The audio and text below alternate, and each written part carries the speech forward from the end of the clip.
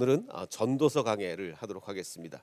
원래는 제가 오늘 교회사를 오늘 하루 더 하려고 했었는데 중고등부에서 건의가 들어왔습니다. 오늘 이 추석 연휴라 학생들하고 같이 예배를 드리기 때문에 영화 예배가 영화 설교가 더 좋겠다. 우리 중고생들한테는 영화 설교가 훨씬 더 좋을 것 같으니까 영화 설교를 해달라는 중고등부에서 이 건의라기보다는 거의 압력에 가까운 예, 그게 들어와서 이 원래 사실 이 전도서 오늘 8장을 할 차례인데 원래는 제가 좀 몇 주 후에 하려고 했습니다. 왜냐하면 이 전도서 8장이 굉장히 어려워요. 이걸 옳게 해석하기가 너무너무 어려운 본문이라 이거를 제가 몇 주 더 이제 고민을 하고 설교를 하려고 했는데 이 중고등부의 압력에 제가 굴복하여 그래서 일주일 동안 이거 저 준비하느라고 아주 정말 고생을 많이 했습니다. 그 예. 전도서 8장이 굉장히 어려운 장이에요. 정말 어렵습니다.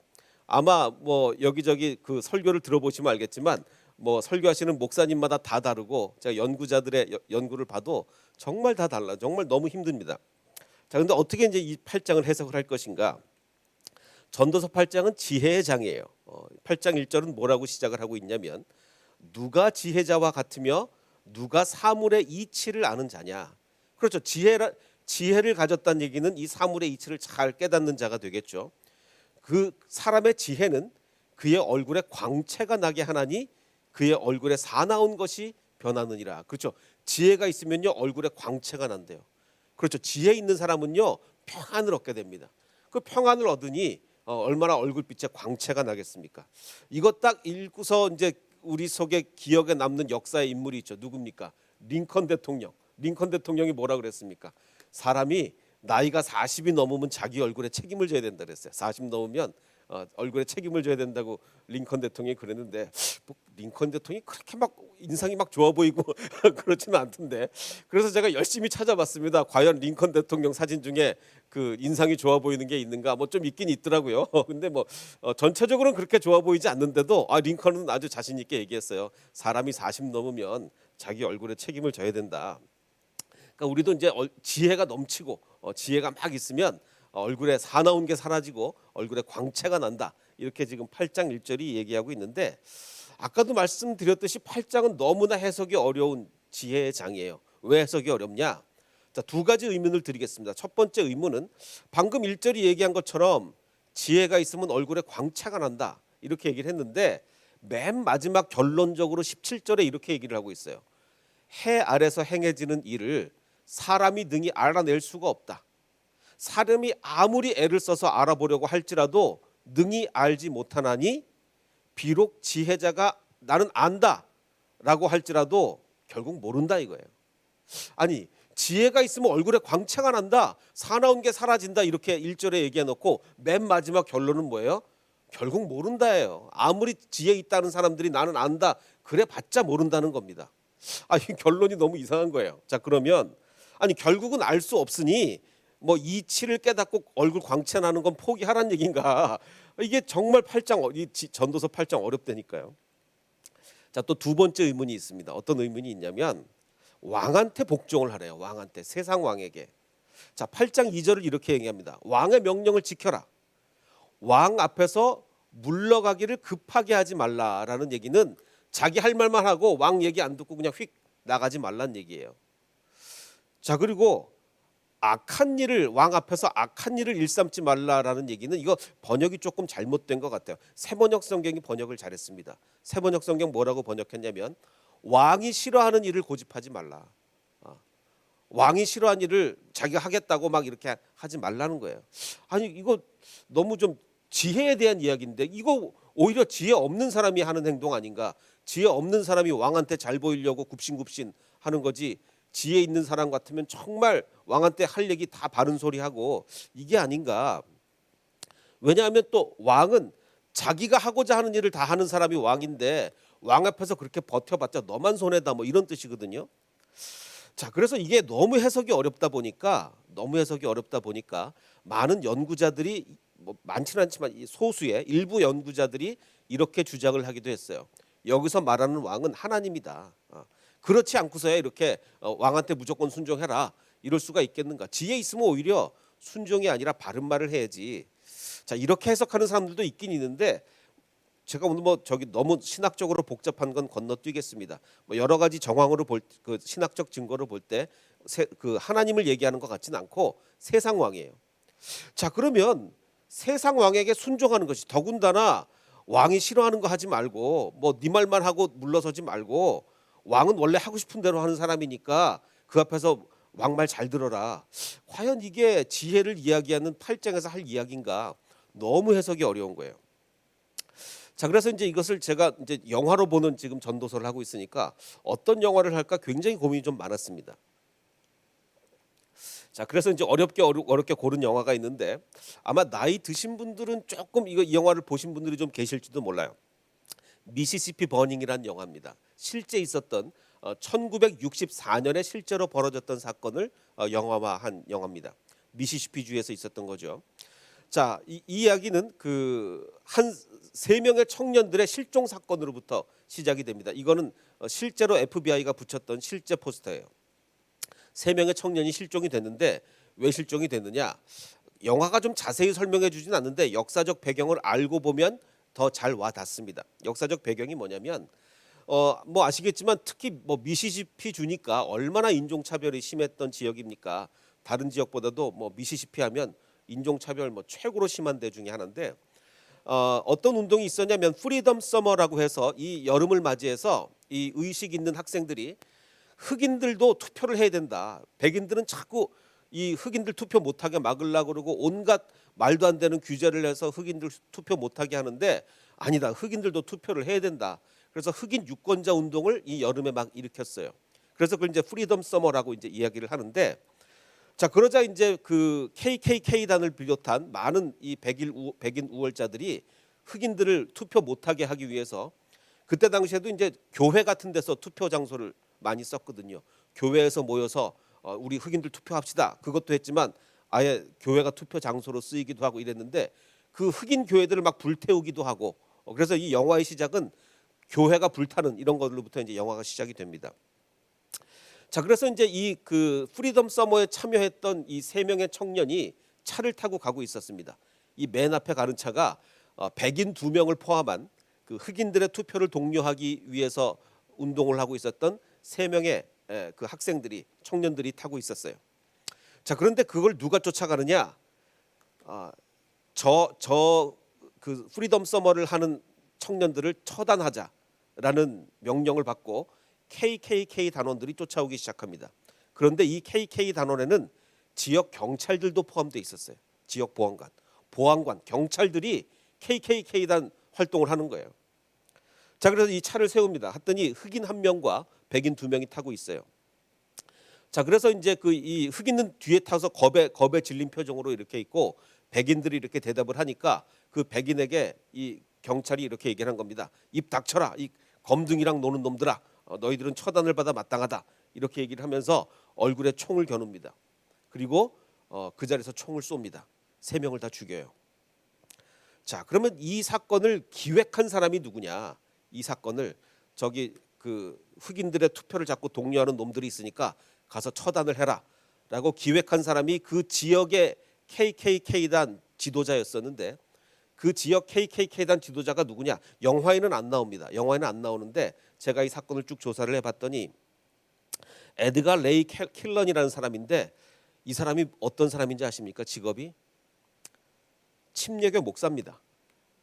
KKK단 단원인데, 뭐 그 프리처라고 나와 있으니까 뭐 목사 안수를 아직은 받지 않은 뭐 전도사쯤 되는지 모르겠는데, 레버런트라고 그러니까 프리처라고 한 걸로 봐서 뭐 전도사 비슷한 것 같아요. 자, 침례교 목사인데, 나중에 이건 1964년 사건인데 66년에 이 재판이 벌어지는데, 미국 이제 배심원단들이 판결을 하잖아요. 배심원 중에 1명이 끝까지 거부한 거예요. 뭘 거부했냐면, 나는 절대로 설교자에게 유죄를 선고할 수 없다라고 해서 끝까지 이 사람한테 유죄하는 걸 거부를 해가지고 결국은 석방이 됩니다. 결국 무죄로 석방이 돼요. 자, 뭐 이 사람 나중에 다시 얘기를 하겠습니다. 그래서 이제 이게 막 실종이 됐어요. 이 3명의 청년들이 아직 죽였는지는 모르고 실종이 되니까 이제 FBI에서 개입을 하기 시작합니다. 그래서 FBI 수사관이 이제 그 미시시피로 이제 가게 되는데, 가면서 이제 이 사람이 그 조금 더 젊은 수사관에게 내가 KKK단 노래를 가르쳐 주겠다라고. 이 KKK단이 제가 여러 번 말씀드렸듯이 교회에서 시작됐습니다. 교인들이 모여서 만든 단체가 KKK. 말도 안 되는 거죠. 그래서 그 KKK단 노래에 이런 가사가 있습니다. 검둥이들은 심판을 받을 것이다. 주님이 내려다보고 계신다. 하나님께서 검둥이들을 심판하실 거란 얘기예요. 자기 백인들을 축복하고 검둥이들을 심판할 거란 얘기가 KKK단 노래예요. 이 노래를 막 가르쳐 줍니다. 자, 그러면서 이제 결국 그 미시시피에 도착을 했어요.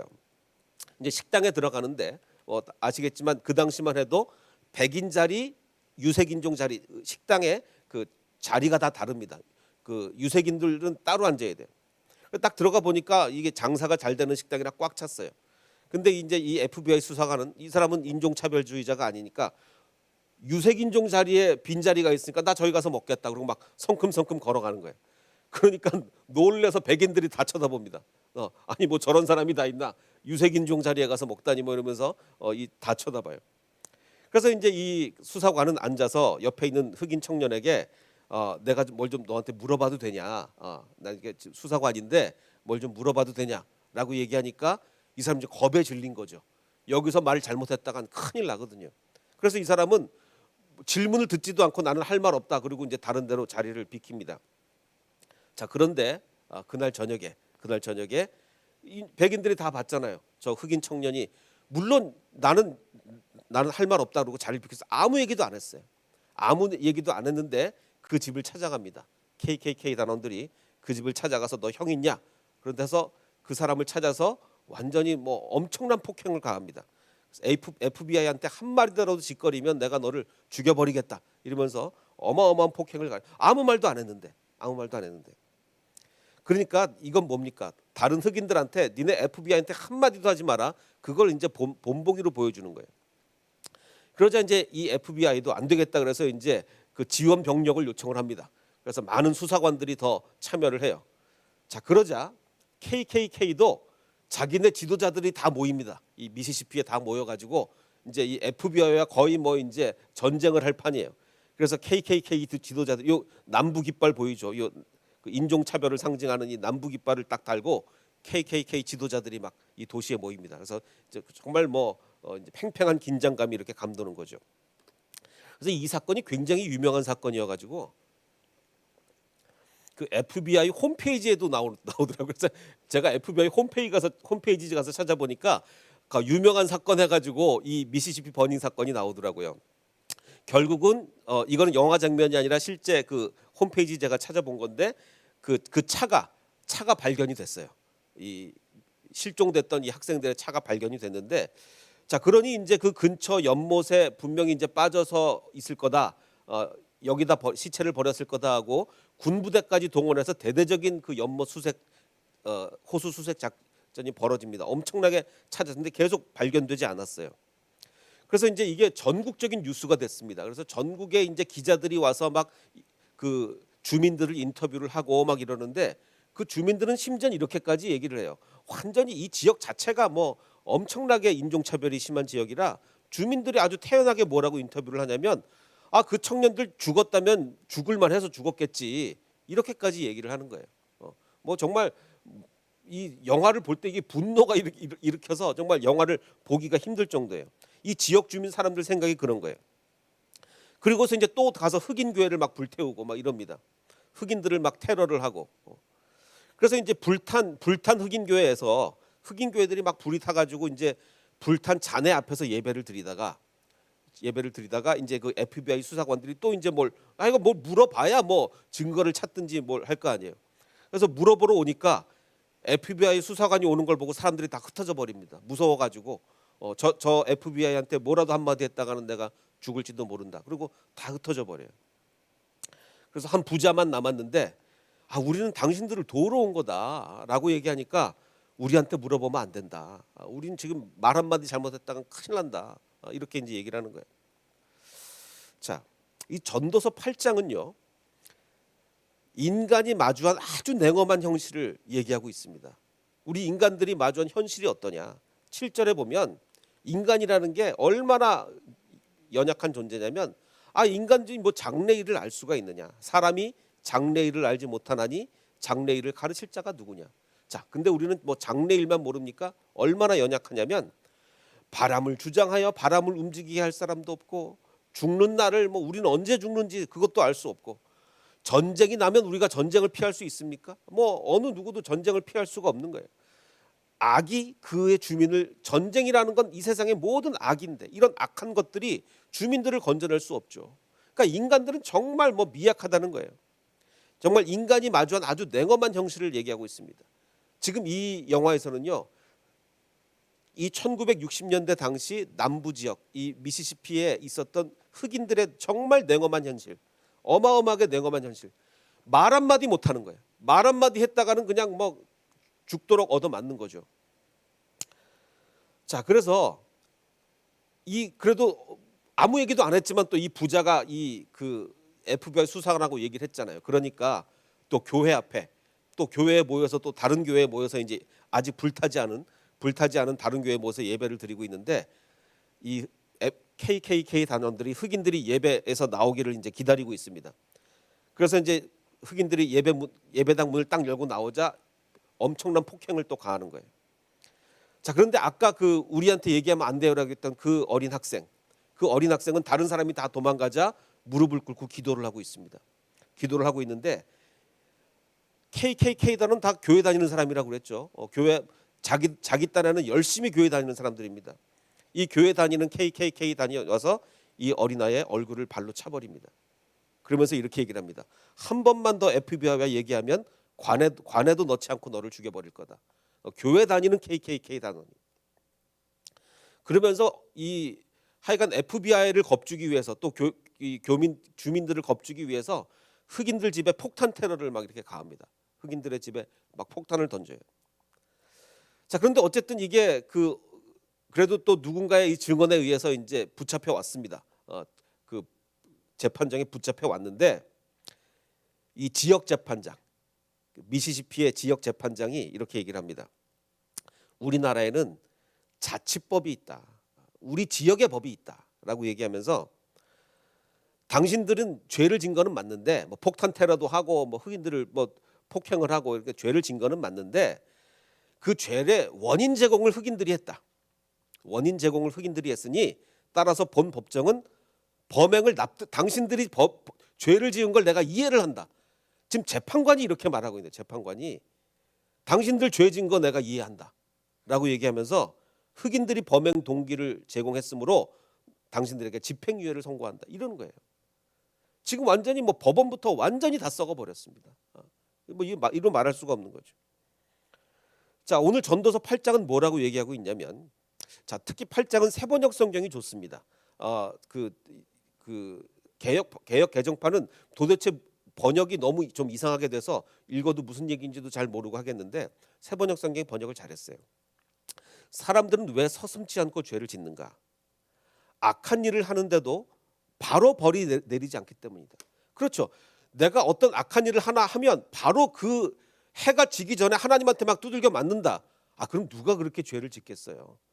이 나쁜 백인들이 흑인들을 내가 막 폭행을 하고 흑인들의 교회를 불태우고 바로 그러면 그 날이 저물기도 전에 하나님이 막 이렇게 막 두들겨 패시면 어느 누가 그런 일을 하겠습니까? 그런데 악한 일을 하는데도 벌이 바로 죽은 다음에 벌이 내리거나 뭐 사는 동안 한 번도 안 내릴 수도 있어요.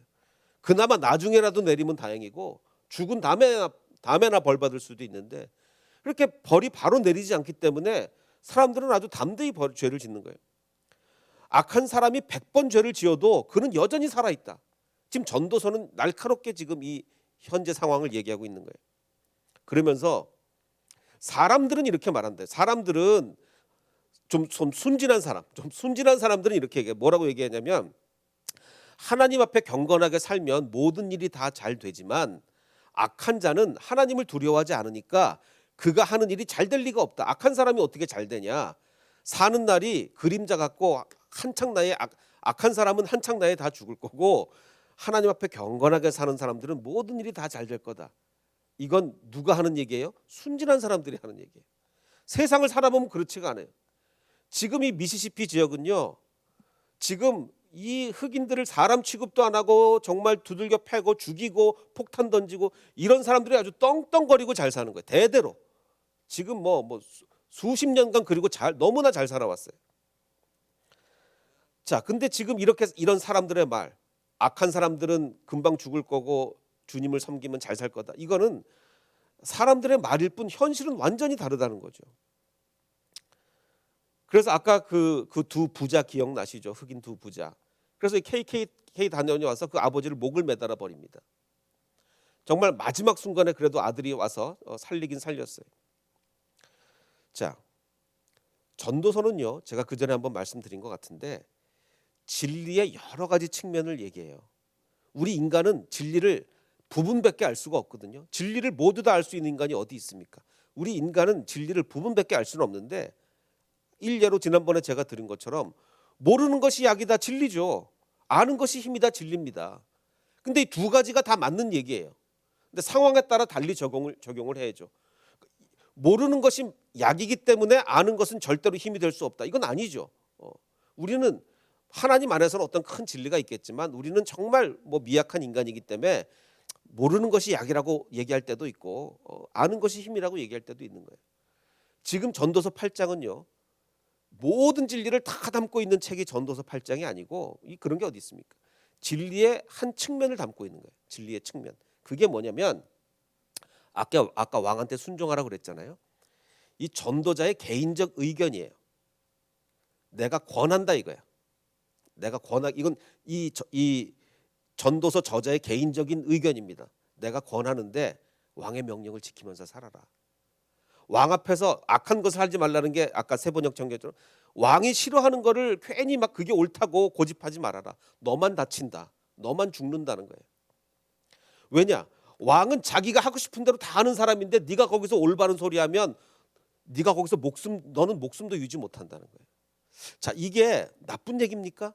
오히려 우리 모든 인간은 정말 왕이 잘못하면 그 앞에 다 들고 일어서서 그 앞에 진리를 외치고 왕이 잘못한 걸 알게 해주고 이래야 됩니까? 아니요, 그러다 다 죽어요. 자, 지금 많은 흑인들이요, 아까 FBI가 오니까 어떻게 됐습니까? 다 도망갔어요. 다 나쁜 사람들이에요. 진리를 FBI한테 사실을 얘기하지 않고 나는 정말 내 목숨 어떻게 하냐, 나 이러다 죽는다 무서워서 다 도망갔어요. 다 나쁜 사람들이에요? 다 크리스찬 아닙니까? 아니에요. 그 사람들도요 정말 마지못해 그렇게 하는 거예요. 여기서 지금 이 전도서의 저자는요, 그래 그것도 맞다라고 얘기해 주는 거예요. 여기서 왕은 하나님이 아니라 세상 권력자예요. 이 참담한 현실 세계에서 민초들의 생존, 여기서 말하는 8장에서 말하는 지혜는요 정말 어마어마한 지혜, 정말 어느 누구도 알 수 없는 그 심오한 지혜를 얘기하는 게 아니라 정말 풀잎 같은 정말 민초들의 정말 바람 불면 다칠 수밖에 없는, 왕이 한마디 하면 다 죽을 수밖에 없는 그 참담한 현실 세계에서 민초들의 살아가려면 이렇게 할 수 없다. 살아가려면 이렇게밖에 할 수 없다는 거예요. 그 생존지예요. 이거는요 사회의 변혁을 이끌어갈 지도자들을 위한 말씀이 아니에요. 물론 어떤 사람들은요 이러면 안 돼요. 정말 내가 이 사회의 변혁을 이끌어갈 사람들은요 왕이 뭐라 그래도 목에 칼이 들어와도 할 말 해야죠. 그런 사람들을 위한 진리가 있고 대부분은 못 그러잖아요. 대부분은 지금 FBI가 오니까 다 도망가잖아요. 성경은 그 사람들 정죄하는 게 아니에요. 니네들 FBI가 왔는데 사실을 얘기하지 않고 다 도망가 이 나쁜 놈들아. 그게 아니고 그래 니네도 지혜다. 니네가 살려면 그렇게라도 해야지. 이 위로해 주시는 거예요. 그 제 쌍둥이 아들이 지금 군대가 있는데 둘째가 먼저 갔는데 둘째가 이제 한 달 후면 제대입니다. 이제 딱 한 달 남았는데 그 한 달 남았는데 휴가가 얼마 남았느냐? 휴가가 남은 게 20일이 넘어요. 그래서 이제 다음 주에 왔다가 계속 집에 있다가 이제 저녁할 때 잠깐 들어가서 이제 인사를 하고 이제 저녁을 해야 되는데 얘가 왜 이렇게 휴가가 많으냐? 저는 처음에 얘가 부모님들 걱정할까 봐 얘기를 안 해서 몰랐는데 군대 처음 들어가서 힘든 일이 아주 많았나 봐요. 이 부조리도 많고 막 이 부당하게 괴롭히는 그 상사들도 많고 굉장히 그랬던 것 같아요. 나중에 얘기를 들어보니까. 그러니까 얘가 이제 너무 힘드니까 하루라도 빨리 저녁을 그때 당시 이제 그 코로나 때 그게 있었어요. 조기 저녁이라고 휴가가 많으면 빨리 저녁하는 게 있었는데 그래서 하루라도 휴가를 더 하기 위해서 50명 이발을 하면 휴가 하루를 준답니다. 그래서 막 50명 이발을 해서 휴가 하루 얻어내고 뭐 코로나 걸린 사람 밥 갖다 날르고 뭐 이러면서 뭐 온갖 가에서 휴가를 하루하루 모여서 엄청나게 이제 휴가가 모인 거예요. 자, 그런데 자, 이걸 제 아들한테 적용을 해 보면 자, 막 위에 그 계급 높은 사람들이 막 부당하게 아랫사람 괴롭히고 막 이러는 거예요. 그걸 무조건 대항하는 게 그게 물론 때로는 그래야 될 사람도 있고 그럴 필요도 있습니다. 그래야 사회가 변하죠. 근데 무조건 그러는 게 진리입니까? 아니요. 어쩔 수 없을 때는 굴복할 수밖에 없어요. 어떻게 하겠습니까? 어떻게 하겠어요? 지금 여기서 말하는 전도서 8장이 말하는 지혜는 그런 지혜예요. 민초들은 그렇게 살아갈 수밖에 없어요. 그 지혜를 얘기하는 거예요. 자, 5절을 보면 이렇게 얘기합니다.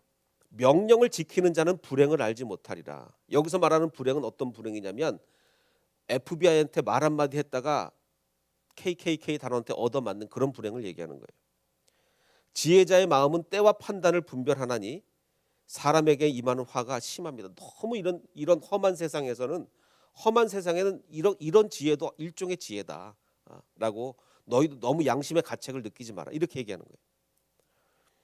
그래서 거대한 권력 앞에 종속된 인간이 자 아까 우리 8장은 어떤 걸 얘기하고 있다요? 인간은 이 자연 앞에 전쟁 나면 니네 뭐라도 꼼짝을 못하지 뭐 이런 거예요. 인간은 지금 이럴 수밖에 없어. 인간은 왕 앞에 정말 굴종할 수밖에 없고 자연 앞에 한치 앞을 니네가 내다보냐? 그리고 전쟁 나면 니네 꼼짝없이 다 끌려가야지. 이런 얘기를 지금 하고 있는 거예요. 이 권력 앞에 잠잠할 수밖에 없는 사람들을요 위로하는 장이 바로 전도서 8장이에요. 니네 그것도 지혜야. 정말 바른 소리만 하는 게 지혜가 아니고 그런 사람들만 올바른 사람들이고 니넨 다 나쁜 사람들이야. FBI 앞에서 진실을 얘기하지 못하는 니네 크리스찬도 아니야. 이게 아니고 그래, 니네도 지혜야. 니네 살아남으려면 어떡하겠어. 내가 다 이해해. 그런 말씀을 우리한테 해주고 있는 거예요.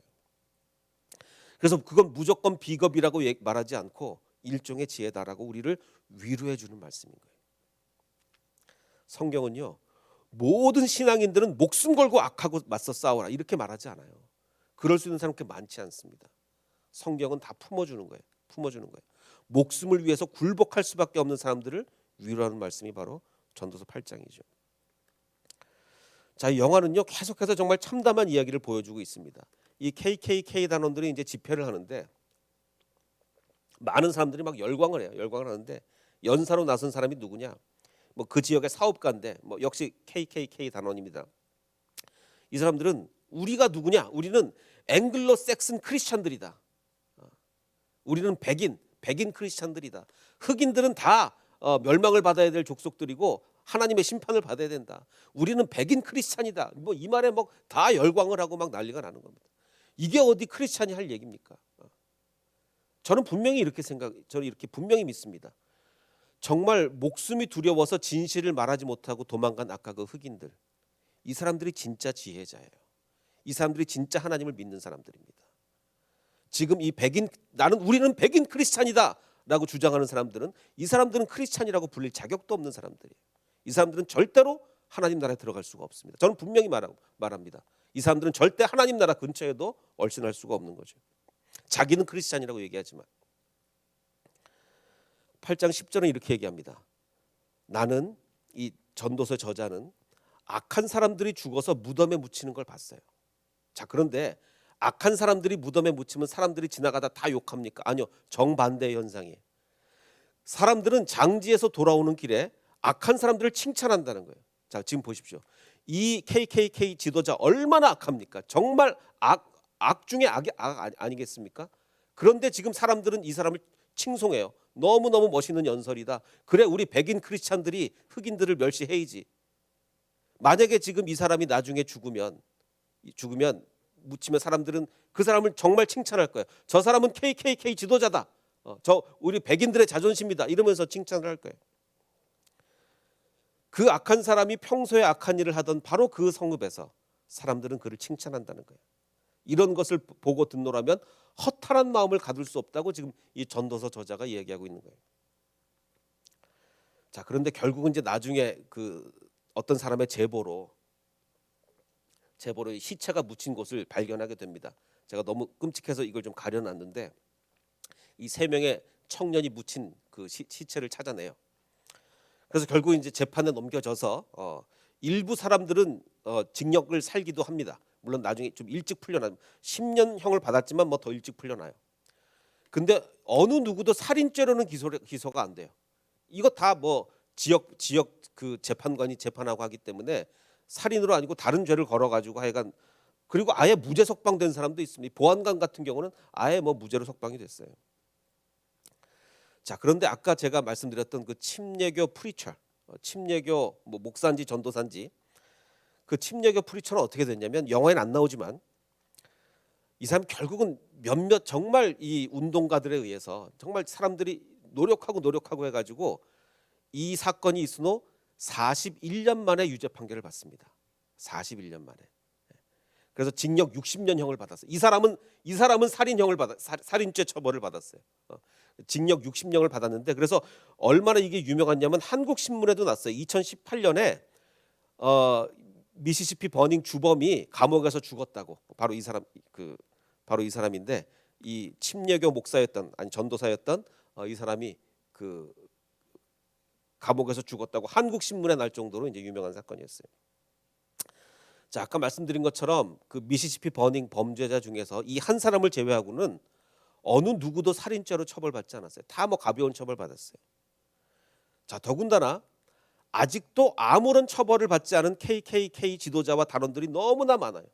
그리고 자기들은 엄청나게 신앙 좋은 사람이라고 아직도 그렇게 살아가는 KKK 단원이 많습니다. KKK 단원 교회가 뿌리예요, 교회가. 그리고 이 KKK 단은 여전히 지금 미국에서 아주 왕성하게 활동 중입니다. 자, 8장 14절은 이렇게 얘기하고 있습니다. 이 세상에 헛된 일이 벌어지고 있다. 악한 사람이 받아야 될 벌을 의인이 받는다. 그렇죠. 지금 많은 의인들이 많은 뭐 흑인이라고 뭐 다 의롭고 백인이라고 다 나쁜 건 아니지만 적어도 이 사건에서는 악한 사람이 받아야 될 벌을 지금 흑인들이 받았죠. 또 의인이 받아야 될 보상을 이 악한 백인들이 막 받고 있는 거예요. 이것을 보고 나 어찌 헛되다고 말하지 않을. 이 세상은 그렇다는 거예요. 세상은. 그러면서 아까 얘기한 그 17절 마지막 결론으로 해 아래서 행해지는 일을 사람이 능히 알아낼 수가 없다. 이게 하나님이 도대체 이 세상을 왜 이렇게 이끄시는지, 왜 악한 사람이 잘 되고 왜 선한 사람이 이렇게 막 죽어나가고 이러는지 우리 인간의 지혜로는 하나님의 뜻을 알 수가 없다. 사람이 아무리 애써서 알아보려고 할지라도 능히 알지 못하나니 비록 지혜자가 나는 안다라고 해도 이건 알 수가 없는 거다라고 얘기합니다. 자, 그러면 이제 결론은 뭐냐? 결국 이렇게 알 수 없으면 결국 인간이 이해하지도 못하고 해결하지도 못하는 문제면 우리는 그럼 문제는 이게 어떻게 우리가 그럼 살아갈 건가? 이 세상이 이런데 어떻게 살 건가? 자, 그럼 우리 감정이입을 해보겠습니다. 내가 만일 1964년에 미시시피에 살고 있는 흑인이었다면 어떻게 우리는 행복하게 살 수 있을까요? 행복이 가능이라도 한 겁니까? 우리가 지금 21세기 한국에서 살고 있는데 그게 아니라 우리가 태어나기를 1964년 미시시피에서 우리가 태어났다고 하면 흑인으로 태어났다고 하면 그럼 이제 우리는 행복을 할 수 없이 이제 끝난 겁니까? 절대로 행복할 수 없는 겁니까? 성경은 전도서 8장은 그 사람들을 위한 말씀이에요.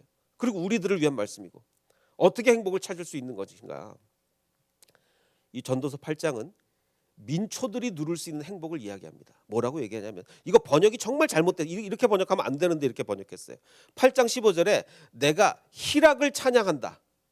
그러니까 말이 너무 이상하잖아요. 희락을 찬양한다니. 그럼 막 뭐 흥청망청 이런 것을 뭐 높이 찬양한다. 그게 아니고 정말 주님 안에서 기쁨 누리는 것을 그걸 귀중하게 여긴다. 이런 뜻이에요.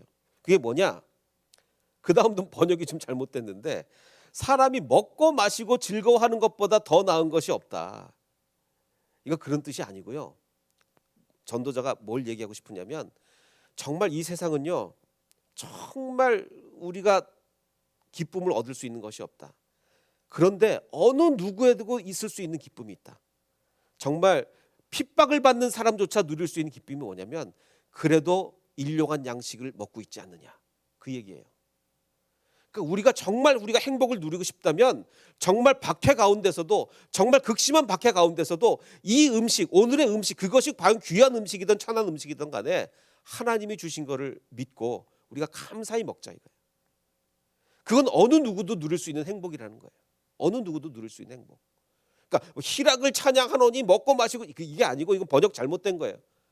그거는 어느 누구라도 누릴 수 있는 행복이니 정말 일용한 양식에, 정말 아무리 천한 음식이라 할지라도 그것에 감사하자. 그러면 누구라도 행복하게 살 수 있다는 거예요. 하나님이 사람을 해 아래서 살게 하신 날 동안 수고하는 일 중에 그러한 일이 그와 함께, 정말 우리가 고생하고 살지만 주님께서 그래도 일용할 양식을 베풀어 주시니 그것에 감사한다면 우리는 어떤 환경에서도 감사할 수 있을 거다. 심지어는 우리가 1964년에 미시시피에서 흑인으로 태어났어도 우리는 감사하며 살 수 있을 거다. 그 얘기를 전도서는 얘기하고 있는 거예요. 그래서 고난 중에도 일용할 양식에 감사하자는 거예요. 자, 그러면 아까 우리가 이해가 안 갔던 1절로 돌아가 보겠습니다. 1절. 시작이 이랬거든요. 누가 지혜자와 같으며 누가 사물의 이치를 아는 자냐. 이것만 보면 와, 우리가 막 깊이 막 묵상을 해서 사물의 이치를 알게 되면 우리 얼굴에 막 광채가 나고 막 사나운 것이 변하고, 그런 의미가 아니고 불의에 맞서 싸우는 자의 삶만이 의미 있는 게 아니라는 거예요. 정말 들고 일어나서 정말 그 KKK 단들을 막 무찌르고 목숨 걸고 저항하고 이런 사람들의 삶만 의미 있는 게 아니라, 정말 우리는 정말 힘이 하나도 없는 민초들, 왕의 권력 앞에 꼼짝없이 잠잠할 수밖에 없으며 그저 일용할 양식에 감사하는 그 민초들이라도 그들도 지혜가 살아가려는 지혜를 발휘하는 거예요. 아, 내가 여기서 말하면 안 되겠구나. 비굴하게 물러설지라도 그것도 지혜의 일종이라고 지금 우리를 위로해 주시는 거예요. 그들도 지혜 있는 자임을 말하며 위로를 우리한테 주시는 거죠. 자, 여러분, 우리는 어떤 환경 가운데 살고 있습니까? 물론 정말 환경 가운데 잘 사는 사람들도 있지만 정말 흔들리는 들풀처럼 위의 권력에 굴복할 수밖에 없고 상사의 말씀에 말에 무릎 꿇을 수밖에 없고 그런 사람들도 많이 있어요. 근데 절대로 그거를 너무 비관하면 안 됩니다. 우리도 지혜 있게 살아가는 거예요. 그 환경 가운데 지혜 있게 살아가는 것이라는 것을 성경은 우리에게 위로해 주시는 말씀이에요. 그래서 우리가 진짜로 느낄 수 있는 행복은 뭡니까? 힘들고 어려워도 한 끼에 감사하며, 정말 우리는 식사기도 그래서 정말 중요합니다. 정말 라면 하나를 먹어도 정말 주님께 감사하고 먹으면 내 성경이 아무리 힘들어도 그 한 끼 한 끼에 감사하면 그것이 우리의 행복한 삶으로 이루어질 줄 믿습니다. 우리 전도서 8장이 우리에게 주는 그 행복이 우리 모두에게 임하기를 주님의 이름으로 축원합니다.